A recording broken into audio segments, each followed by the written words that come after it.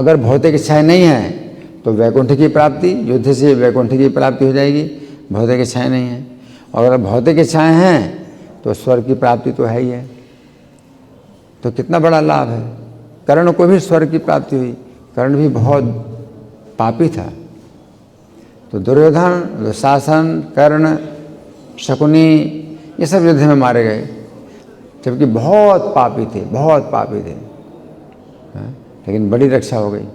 तो यहाँ पर भगवान कह रहे हैं कि वह ज्ञानी लोग हैं, अगर स्वर्ग के लिए अगर कुछ कार्य करना चाहते हैं तो उनको जो है रोको नहीं तो इनका तो जो है नरक का द्वार खुल जाएगा।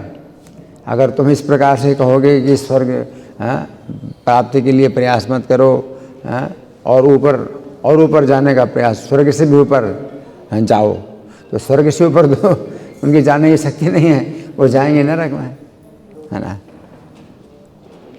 तो अच्छा है कि वो जो है इसी में लगे रहें, है ना। तो यहाँ पर भगवान ये कह रहे हैं, जो सेत सर्वकर्माणि विद्वान युक्तः समाचरण, कि सब कर्मों में जो है उसको लगाए अच्छी प्रकार से, है। लेकिन चूँकि विद्वान है तो वो जो है स्वर्ग को महत्व नहीं देता। जो विद्वान है वो स्वर्ग को महत्व नहीं देता।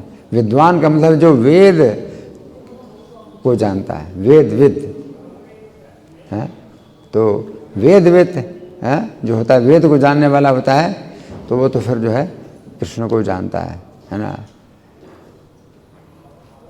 15वें अध्याय का 20वां श्लोक, इति गुह्यतमं शास्त्रम इदं मुक्तं मया नघ एतद् बुद्ध्वा बुद्धिमान् स्यात् कृतकृत्यश्च भारत है। इति गुह्यतमं शास्त्रम, ये सबसे अधिक गोपनीय शास्त्र है। इति गुह्यतमं शास्त्रम इदं मुक्तं मया नघ, जो मैंने बताया है। एतद् बुद्ध्वा बुद्धिमान् स्यात्, इसको जान करके व्यक्ति बुद्धिमान हो जाता है, और कृतकृत्यश्च भारत, और कृतकृत्य हो जाता है। तो वो क्या है वो शास्त्र? पुरुषोत्तम योग, भगवत गीता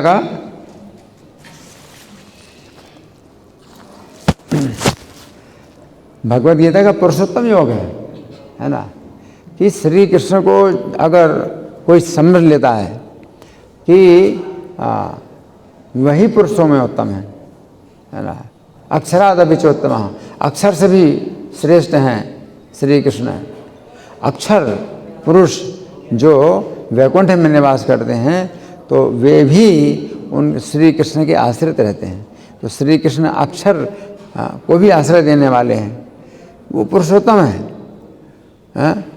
और सर्वविद भजति माम सर्वभावेन भारत, जो व्यक्ति श्री कृष्ण को पुरुषोत्तम जान लेता है वो सर्वविद हो जाता है।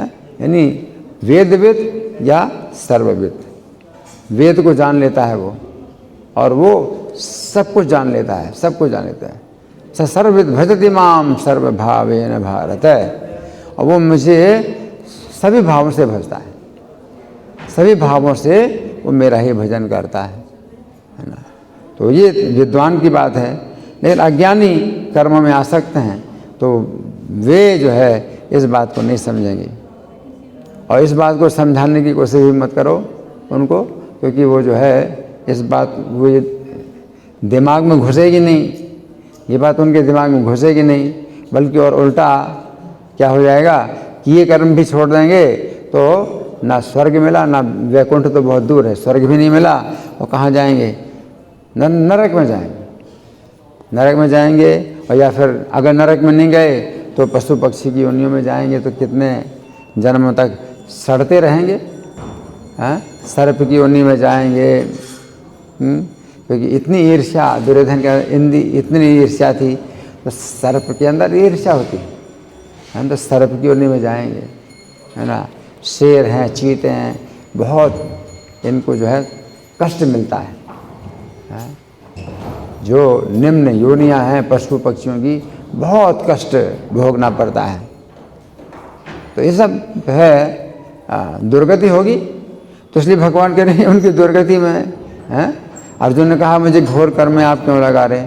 भगवान कहते तुम घोर कर्म इसको कह रहे हो, अगर तुम नहीं लगोगे और इनको नहीं लगाओगे इस कर्म में जिससे तुम घोर कह रहे हो, तो उनकी गति बहुत घोर होगी, बड़ी घोर गति प्राप्त करेंगे। इसलिए तुम जिस कर्म को घोर कह रहे हो तो उसी से रक्षा होगी। अगर नहीं करोगे और इनको नहीं कराओगे तो फिर और दुर्गति, घोर गति प्राप्त होगी। तो इसलिए चाहे घोर कर्म करो और सबको कराओ घोर कर्म, जिस घोर गति तो ना मिले। हाँ, तो घोर कर्म अच्छा है कि घोर कर्म करो और घोर कर्म कराओ, हाँ, जिससे कम से कम उनकी घोर गति से तो रक्षा हो जाए, है ना। तो घोर कर्म कह रहे हो, जो भी कहो इसी से ही रक्षा होगी, है कि दुर्गति ना हो। तो भगवान ये बात बताना चाहते हैं अर्जुन को कि इस प्रकार से युद्ध की निंदा मत करो, हाँ, कि अपने कुटुंबी हैं, हम इनको नहीं मारना चाहते, हमारे कुटुंबी है तो जो है विषय भोग करें और बाद में क्या जाएं, नरक में जाएं। क्या है ये कोई, हाँ, तुम्हारी इस प्रकार की दया है? तो इस प्रकार की दया कर रहे हैं अपने कुटुंबियों के ऊपर, हाँ, कि ये इस जीवन में विषय भोग करें और जाएंगे नरक में। तो ये इस प्रकार का भाव, तो तुम्हारा बड़ा घोर भाव है। तो भगवान अर्जुन को जो है ये बता रहे हैं कि ये तुम्हारी भावना बड़ी घोर है, हाँ? कर्म घोर नहीं है, तुम्हारी भावना घोर है, जिसमें तुम कर्म को घोर कह रहे हो।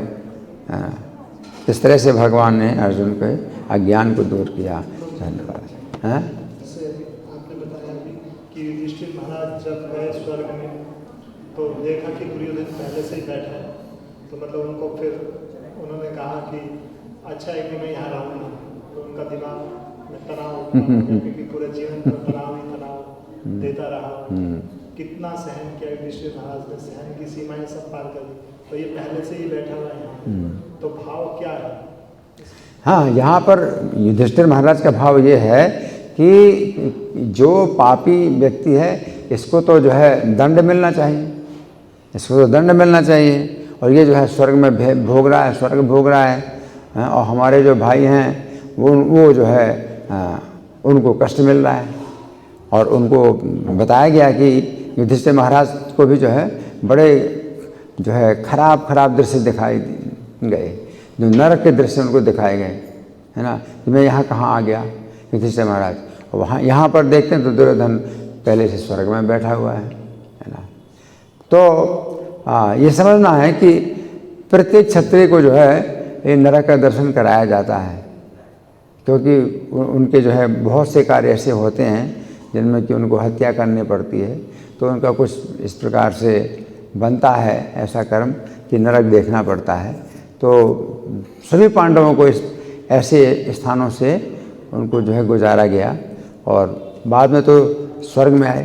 लेकिन स्वर्ग में भी जो है युधिष्ठिर महाराज हैं और दुर्योधन भी है, ये अंतर है, बहुत बड़ा अंतर है। जो दुर्योधन है वो स्वर्ग में अपना जो है भोगों में आसक्त है, जबकि युधिष्ठिर महाराज स्वर्ग में रहते हैं लेकिन वे कृष्ण कथा में आ सकते हैं। 5 पांडव और युधिष्ठिर की कृष्ण कथा में आ सकते हैं। और फिर वो स्वर्ग से कहाँ पर आए? राधा कुंड के, श्याम कुंड के, है ना, वहाँ 5 वृक्ष और 1 वृक्ष, 6 वृक्ष बन गए, है ना। तो ब्रज के भाव को सिद्ध करने के लिए वो जो है वृक्ष बने, हाँ, ब्रज के भाव को सिद्ध करने के लिए वहाँ वृक्ष बन गए, है ना। तो कितना अंतर है, स्वर्ग में रहते हुए ये 5 पांडव और द्रौपदी ये भोगों में आ सकते नहीं हैं, वो कृष्ण कथा में आ सकते हैं। तो जो भक्त होते हैं वो चाहे स्वर्ग में जाएं चाहे नरक में जाएं, उनको तो जो है वो यही चाहते हैं कि कृष्ण के चरणों का स्मरण किया जाए, चाहे स्वर्ग में चाहे नरक में, कहीं भी उनके लिए कोई अंतर नहीं पड़ता। लेकिन दुर्योधन की भी रक्षा हो गई, वो स्वर्ग में चला गया तो चलो उसकी भी रक्षा हो गई, है ना। तो इस तरह से अंतर होता है, भक्ति में अभक्ति में बड़ा अंतर होता है। धन्यवाद। ग्रंथराज श्रीमद् भगवद गीता की जय, श्रील प्रभुपाद की जय, राधा पार्षार्थी ललिता विशाखा गौर निताई, सीताराम लक्ष्मण हनुमान की जय हो। हरे कृष्ण।